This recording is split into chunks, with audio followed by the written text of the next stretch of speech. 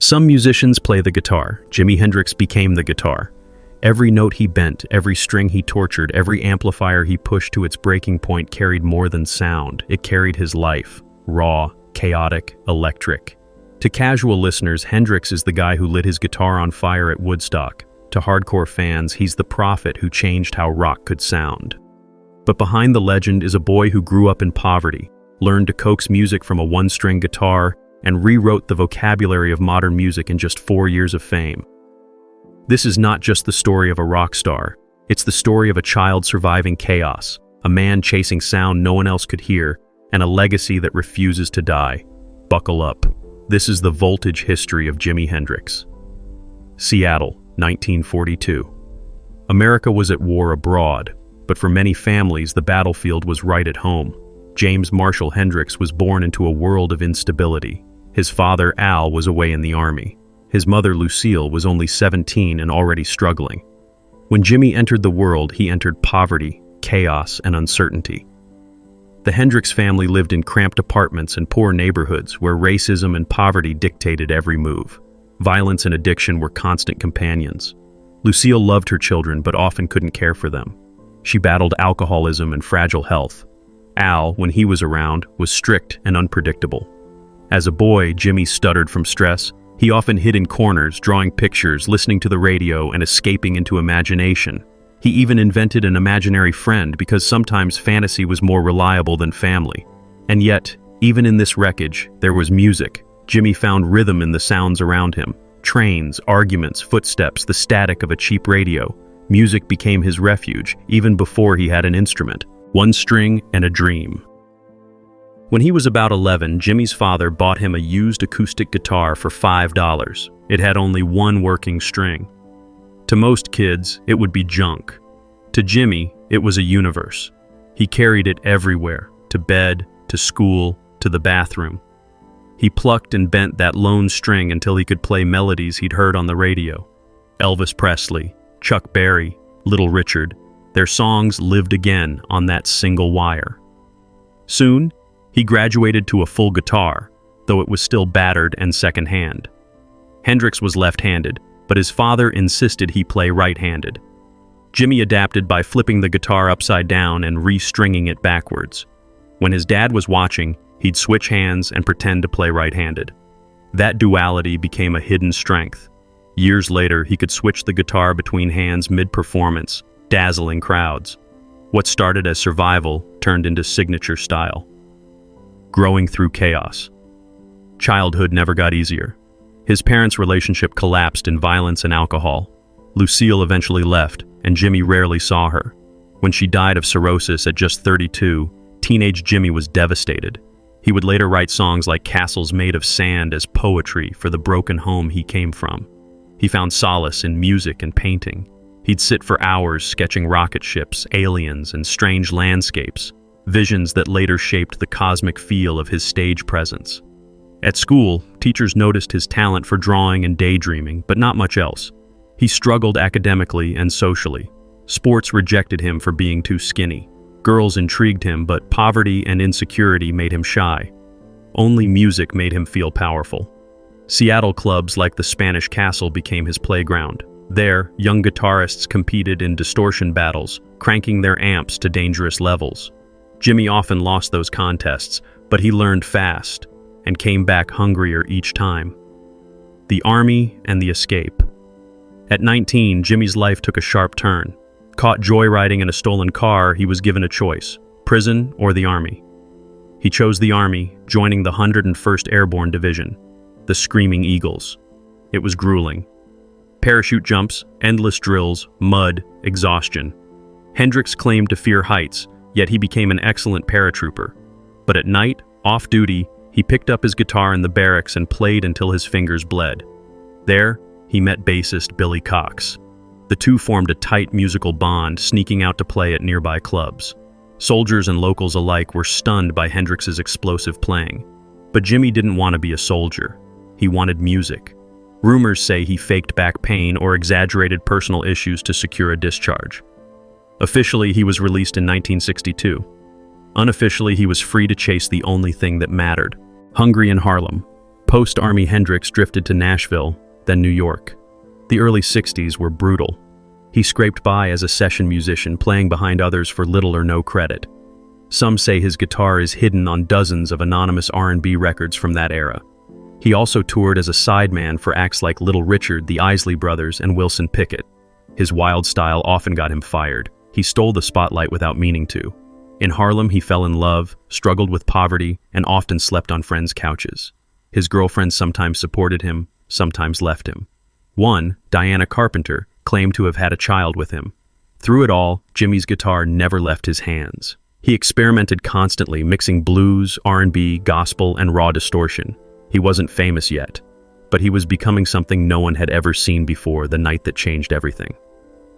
In 1966, in a small Greenwich Village club called Café Wah, Hendrix performed with his band Jimmy James and the Blue Flames.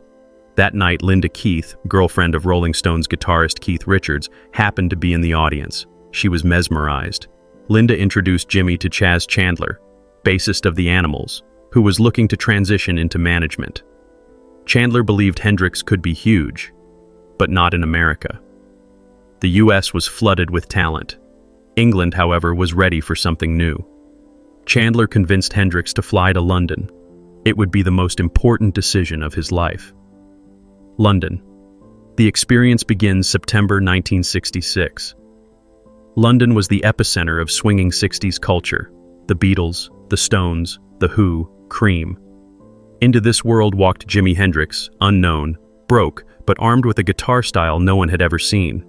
Chandler introduced him to bassist Noel Redding and drummer Mitch Mitchell. Together, they formed the Jimi Hendrix Experience.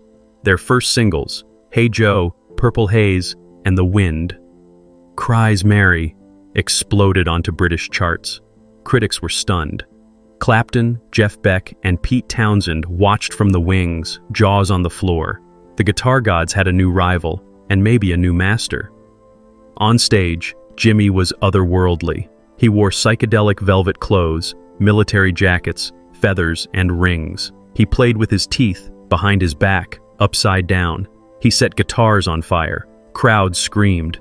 Newspapers called him a phenomenon. In less than a year, Jimi Hendrix went from broke sideman to London's most talked-about musician, conquering America. Ironically, Hendrix had to become a British star before America cared. That moment came at the Monterey Pop Festival in 1967. Hendrix ended his set by kneeling over his guitar, kissing it, soaking it in lighter fluid, and setting it ablaze. Flames roared, the audience gasped, then erupted. A star was born. Soon, America embraced him. Tours sold out. TV shows booked him. Magazines crowned him the world's greatest guitarist. Back in Seattle, he returned a hero. The boy who once stood outside venues, listening from the street, now filled stadiums. The music that rewired rock. In just 3 years, Hendrix released 3 landmark albums. Are You Experienced? 1967. Explosive debut with Purple Haze, Foxy Lady, and Hey Joe. Axis, Bold as Love, 1967. Psychedelic soundscapes like Little Wing and Castles Made of Sand. Electric Ladyland, 1968. Sprawling double album with Voodoo Child, Slight Return, and All Along the Watchtower, Bob Dylan's song that Hendrix made his own. These records didn't just sell, they changed how people thought music could sound. Hendrix experimented with multi-track recording, feedback, distortion, wah-wah pedals, and phasing effects. He turned mistakes into innovations. Every modern guitarist from Prince to Stevie Ray Vaughan to Lenny Kravitz owes him a debt. Woodstock, Anthem of a Generation, August 1969. Woodstock. Hendrix was scheduled as the final headliner, but delays pushed his set to Monday morning after most of the 400,000 crowd had gone home. Only 40,000 remained, and yet, those who stayed witnessed history. Hendrix launched into the Star-Spangled Banner. But this was no patriotic rendition. Through feedback, distortion, and shrieking notes, his guitar imitated bombs, sirens, and screams. The sound of Vietnam, the sound of America tearing itself apart. It was protest. It was art. It was Hendrix at his peak. Cracks in the Armor fame brought chaos, drugs, exhaustion, and shady management. His manager, Michael Jeffrey, was rumored to have intelligence ties and controlled Hendrix's finances. Old contracts came back to haunt him. Lawsuits drained energy. His band splintered. Noel Redding quit. Hendrix experimented with new lineups, including the funkier Band of Gypsies with Billy Cox. That project produced brilliant live recordings but fell apart quickly. Still, Hendrix kept searching for new sounds. He built Electric Lady Studios in New York, his personal laboratory. But the pressure of constant touring and endless obligations wore him down. He grew paranoid, convinced death was near. The final days. September 1970. Hendrix was in London with a new girlfriend, Monica Dannemann. He had arguments with management, struggled with exhaustion, and leaned heavily on pills and alcohol. On the morning of September 18th, Monica found him unconscious, having choked in his sleep after mixing sleeping pills with wine. The official cause, asphyxiation. The rumors, everything from assassination to mafia hits to jealous lovers. He was 27, another member of the infamous 27 Club. The legacy of fire. Hendrix's career lasted just 4 years, but in those years, he rewired music. He invented new techniques, feedback as art, the Hendrix chord, wah-wah solos. He fused genres, blues, rock, funk, psychedelia. He turned performance into ritual, smashing, burning, flipping guitars. More than anything, he proved that music could be both deeply personal and explosively universal. His songs carried the pain of his childhood, the chaos of his times, and the hope of transformation. From Purple Haze to Voodoo Child, from Castles Made of Sand to All Along the Watchtower, Hendrix gave rock its most powerful language. Still electric. Today, over 50 years later, Hendrix's music still sounds modern. His influence echoes in Prince, Kravitz, John Mayer, and every teenager plugging into a distortion pedal for the first time.